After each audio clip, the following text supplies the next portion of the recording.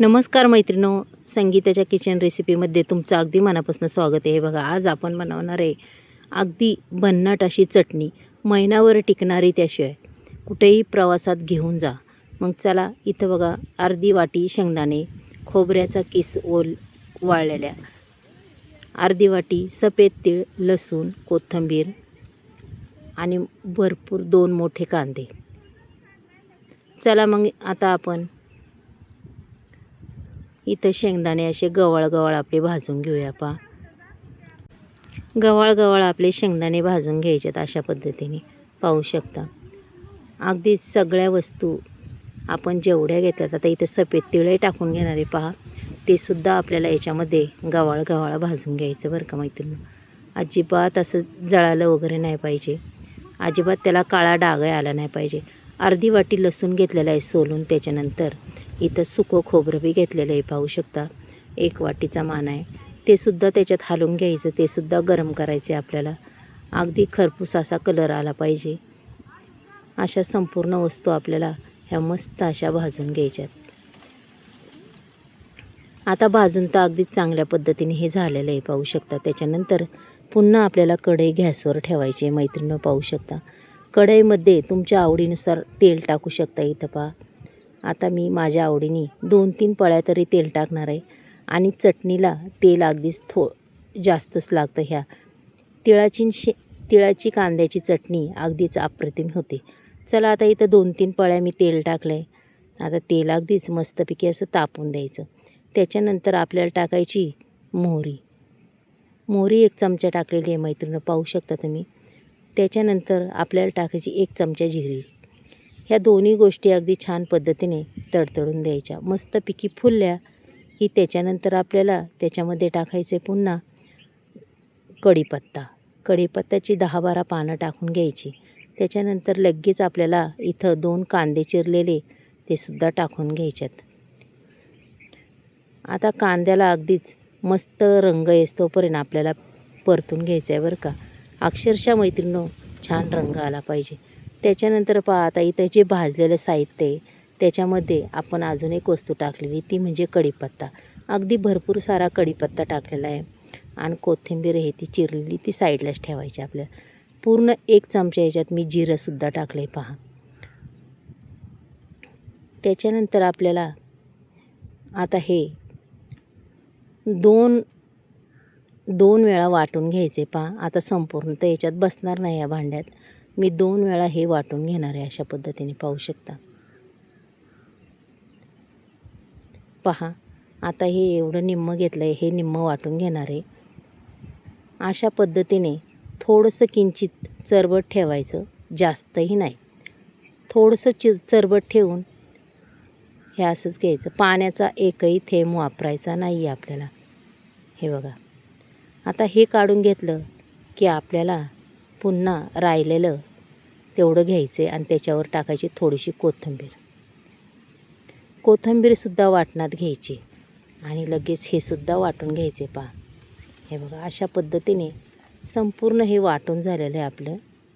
आता हे संपूर्ण असं काढून घ्यायचं. व्यवस्थित सगळं पुसून काढायचं आहे, कारण की आपण एक वस्तू खूप काळजीने घेतो. त्याच्यामुळं वाया अजिबात घालवायचं नाही आहे. अक्षरशः तुम्ही कुठेही घेऊन जा, प्रवासाला जा, शेतामध्ये जा, टिफिनला न्यायला खूप छान चटणी ही. अगदी महिनाभर पुरेन अशी. पण शक्यतो महिनाभर काही चटणी राहत नाही. चला, आता याच्या कांदा अगदी छान परतला आहे. त्याच्यानंतर मी इथं 2 चमचे पहा धना पावडर टाकणार आहे. आणि तुमच्याकडं धने जर असले तर आवर्जून घाला. माझ्याकडं नव्हते शिल्लक, त्याच्यामुळे मी नाही घातले. त्याच्यानंतर मोठा 1 चमचा मटण मसालासुद्धा टाकला आहे. अर्धा चमचा हळद टाकली. 1 चमचा बेडगी मिरची पावडर टाकलेली आहे. पाहू शकता. कांदा लसूण मसाला 1 चमचा टाकून दिलेला आहे. त्याच्यानंतर टाकायचा आहे इथं 1 चमच्याचं माप कोल्हापुरी मसाला. पहा, हा कोल्हापुरी मसाला टाकल्याच्यानंतर त्याच्यानंतर आपल्याला टाकायचा आहे काळा मसाला. तो सुद्धा 1 चमचा मी टाकणार आहे बरं का. अक्षरशः 1 चमच्याचं माप टाकायचे. हे बघा, अशा पद्धतीने हे सर्व मसाले मी याच्यात टाकून दिले. त्याच्यानंतर चवीनुसार मीठ टाकून द्यायचे लगेच, म्हणजे आपल्या मसाल्याला अगदीच छान पद्धतीने चव लागते. आता हे पूर्ण टाकल्याच्या नंतर आपल्याला संपूर्ण हे मिक्स करून घ्यायचे. पहा, रंग बी छान दिसतो आणि मसाल्यांचा पहा कलर काय सुंदर दिसतोय. आता हे छान एकदम मस्त असं आपल्याला हे परतून घ्यायचे. पहा मैत्रिणी, त्याच्यानंतर आपण जे वाटलेलं होतं सामग्री ही संपूर्ण याच्यात टाकून द्यायची. पहा आता, आणि मस्तपैकी आपली ही चटणी पुन्हा आपल्याला अशी परतून घ्यायची. पहा, कढीपत्ता टाकायचं कारण कढीपत्ता हा शरीराला खूप चांगला असतो, भरपूर त्याच्यात फायदे असतात. त्याच्यामुळं कढीपत्ता तसाही टाकला तर कोणी एवढं खात नाही, आणि वाटून घातला की सगळ्यांच्या पोटात जातोच. त्याच्यामुळं भरपूर सारा कढीपत्ता टाका, भरपूर सारी कोथिंबीर, लसूण टाका. लसूणसुद्धा शरीराला खूप चांगला असतो. आणि हे सफेद तीळ तर अगदीच पौष्टिक असतात. पहा, ही मैत्रिणो तुम्हाला आजची चटणी कशी वाटली ते सुद्धा सांगा. त्याच्यानंतर पुन्हा मी त्याच्यामध्ये कोथिंबीर टाकून घेते. पहा, कोथिंबीर अगदीच मस्त अशी परतून घ्यायची बरं का. आपल्या चटणीला आणखीनच स्वाद वाढतो कोथिंबीरीने. आता अगदी चांगल्या पद्धतीने मी ही परतून घेते. आता गॅसची फ्लेम वाढवायची आणि चांगली मिरची आपली ही चटणी परतून घ्यायची. पहा, सुंदर अशी चटणी, किती खाऊ किती नाही असं होणार. आणि अर्धीपेक्षा एक भाकर तर तुम्ही नक्कीच खाणार ह्या चटणीबरोबर. एवढी सुंदर ही चटणी होती ना. एकदा नक्कीच अशा माझ्या पद्धतीने तुम्ही करून पहा आणि महिनाभर खा.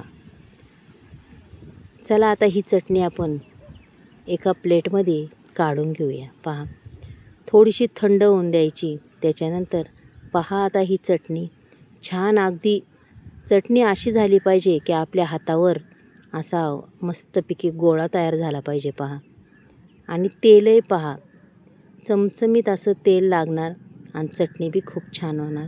पाहू शकता, हा गोळा असा हातावर रेंगाळला पाहिजे. पहा मैत्रिणी, वाटते ना छान. कशी वाटली चटणी नक्कीच सांगा. तुम्हाला आज ह्या चटणीचा व्हिडिओ कसा वाटला मला नक्कीच कमेंट बॉक्समध्ये सांगा, आणि तुम्ही करणार ना हे सुद्धा सांगा.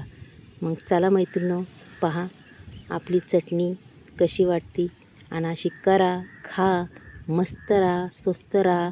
चला मैत्रिणो, उद्या भेटूया. बाय.